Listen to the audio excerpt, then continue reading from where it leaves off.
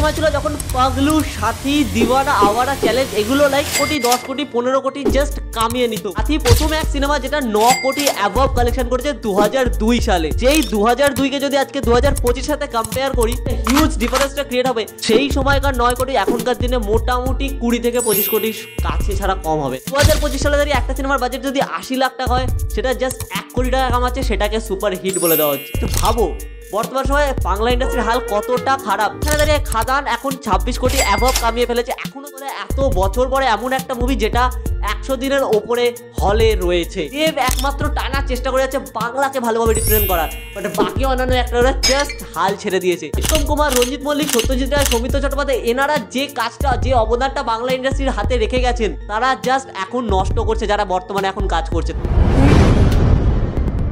তো আমি অ্যানালাইজ করেছি অনেক বাংলা মুভি যেগুলো লাইক টপ 10 এর মধ্যে রয়েছে সর্বোচ্চ কালেকশনে। ফার্স্ট অফ অল আমার কাছে রয়েছে প্রথম যে তিনটে মুভি কিন্তু দেবের, এগুলো অ্যাবভ কালেকশন এখন অব্দি বাংলা সিনেমার মধ্যে। ফার্স্ট মুভি অ্যামাজন অভিযান, যেটা 2017 সালে 48.63 করোড় কামিয়েছে। ভাবো 2017 আর 2025 ডিফারেন্স দেখতে পাচ্ছ। সেই সময় 48 কোটি টাকা, এখনকার দিনে 100 কোটি টাকা পার হয়ে যাবে। দেন খাদান রয়েছে সেকেন্ড পজিশনে, যেটা আমি বললাম এখন 24 কোটি টাকা এখানে দেখাচ্ছে, বাট অবভিয়াসলি এটা এখনো চলছে, স্টিল রানিং। এছাড়া অনেক কালেকশন আমরা এখন ধরি সিঙ্গেল স্ক্রিন টিন, সেগুলো ধরলে ভাই খাদানও কিন্তু অ্যাবভ 30 করোড় চলে গেছে এতদিনে। থার্ড নাম্বারে রয়েছে চাঁদের পাহাড় 2013 সালে 22.50 কোটি।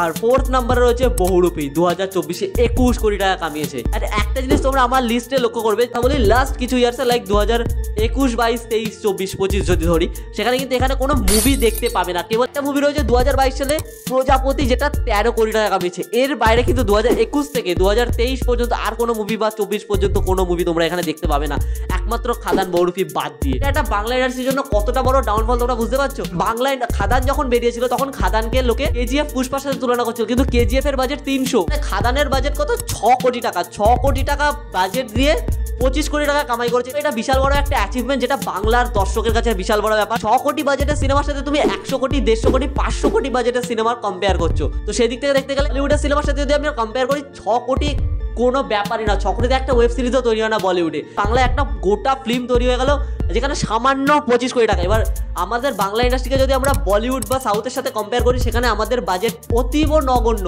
এবার আমি যখন গুগলে সার্চ করলাম বাংলা মুভির বাজেট কতর মধ্যে কত হতে পারে এখনকার সময়, গুগলে কি দেখা যায় 40 লাখ থেকে 2 কোটি। যেটা তোমরা জাস্ট একবার ভেবে দেখো, 40 লাখ 2 কোটি। এবার ধরো একটা 40 লাখের মুভি 1 কোটি কামিয়ে ফেললো, সেটাকে সুপারহিট বলে দেওয়া হচ্ছে। মাত্র 60 লাখ বেশি কামিয়েছে, তার বেশি না। আর এখন বাংলা ইন্ডাস্ট্রির যা হাল, 60 লাখ মানে একটা বিশাল বিশাল বড় ব্যাপার। বাংলা ইন্ডাস্ট্রির পেছনে কেউ টাকা খরচ করতেই চায় না। এখানে আমার সেকেন্ড পয়েন্ট আছে, সেটা হচ্ছে স্টোরি।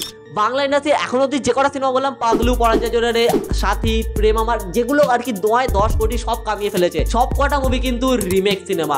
বাংলা সিনেমা না চলার প্রথম কারণ হচ্ছে স্টোরি। আমরা সেই সময় বুঝতাম না, আমাদের কাছে ইন্টারনেট অত ভালো অ্যাভেলেবেল ছিল না, যে কারণে আমরা রিমেক সিনেমাগুলোকে আমরা দেখতাম ও এরকম একটা ব্যাপার, ঠিক আছে। সেই কারণে আমাদের সেই সময় সিনেমাগুলো চলে যেত, ওয়ার্ক করে যেত। বাট এখনকার দিনে কিন্তু আর সেই জিনিসটা হয় না। বাঙালি দর্শকও কিন্তু বুঝে গেছে যে একটা সিনেমার স্টোরিটা কতটা ইম্পর্টেন্ট। আমরা যদি এখান থেকে ফার্স্ট 4টে মুভি আমরা ধরলাম, 5টা মুভি ধরলাম, সেটা হচ্ছে অ্যামাজন অভিযান, যেটা কিন্তু রিমেক নয়। খাদান অবভিয়াসলি ফ্রেশ গল্প। চাঁদের পাহাড়ও কিন্তু ফ্রেশ গল্প, যেটা অবশ্যই এটা রিমেক নয়, এটা একটা বইয়ের থেকে লেখা হয়েছে, বিভূতিভূষণ বন্দ্যোপাধ্যায়ের চাঁদের পাহাড়। কিন্তু গল্পটা সম্বন্ধে আমরা জানতাম এবং গল্পটা যেভাবে প্রেজেন্ট করা হয়েছে সেটা অবশ্যই খুবই ভালো, এটাকে রিমেক বলা চলে না। ফোর্থ নাম্বারে রয়েছে বহুরূপী। বহুরূপীও কিন্তু একটা নতুন গল্প, ইটস নট আ রিমেক।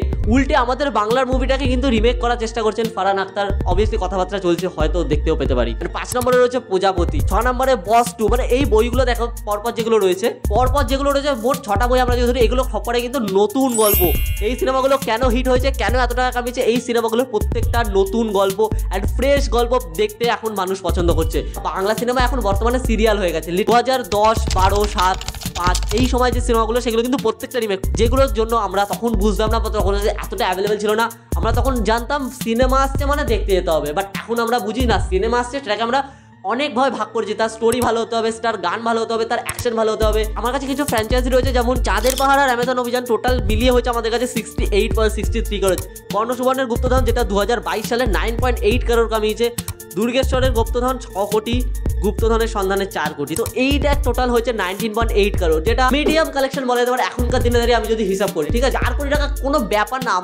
আমি এটাও তোমাদেরকে বোঝাতে চাইছি যে একটা সিনেমার বাজেট 40 লাখ মানে কতটা কম, কতটা ভেবে চিন্তে ডিরেক্টরকে খরচা করছে। ডিরেক্ট একটা হিরোকে যখন তার স্ট্যান্ডার্ড অ্যাবিলিটি দেখানো হবে বা একটা ভিলেনকে যখন তার লার্জার দ্যান লাইফ দেখানো হবে, সেই যে খরচটা সেইটা কিন্তু বাংলাদেশে এখন করতে পারছে না, কেউ টাকা দিতেই রাজি নয়। কেন কি বাংলা মুভি জানে ভাই সবাই চলবে না, এখন ফ্যামিলি ড্রামা চলছে, ফ্যামিলি ড্রামা বানাও 40-50 খুব জোরে 1 কোটি টাকা তোমার সিনেমা কমপ্লিট হয়ে যাবে, 2 কোটি টাকা কামিয়ে ফেলবে, ব্যাস তোমার সিনেমা হিট, তুমি একটা সফল ডিরেক্টর, তুমি একটা সফল অ্যাক্টর। 11 পাগলু ফ্র্যাঞ্চাইজ টোটাল কামিয়েছে 11.5 করোড়, চ্যালেঞ্জ কামিয়েছে 6.50 অ্যান্ড চ্যালেঞ্জ টু 7.7, যেটা টোটাল হয়েছে 14.2 করোড়। কালেকশনগুলোকে তোমরা দেখো, আর মেন দেখো হচ্ছে ইয়ারগুলো 2017, 2013, 2012, 2000 খোকাবু ফ্র্যাঞ্চাইজ টোটাল 15 কোটি টাকা কামিয়েছে, একটা 7.5, একটা হচ্ছে 15.15। মানে বুঝতে পারছো কি অবস্থা এখন বাংলা ইন্ডাস্ট্রি। আর বর্তমান সময় দাঁড়িয়ে রঘু টাকা যেটা একটা হিউজ একটা ম্যাসিভ কালেকশন করতে পারে, যেটা আমাদের এখন ধারণা রয়েছে।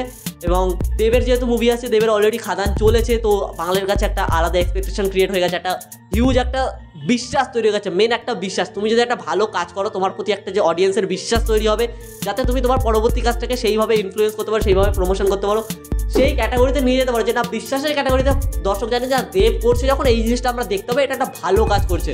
আর দেবের কাজ আসছে মানে ভালো আছে, বিকজ দেবের বিগত কিছুদিনের কাজ ভালো হয়েছে।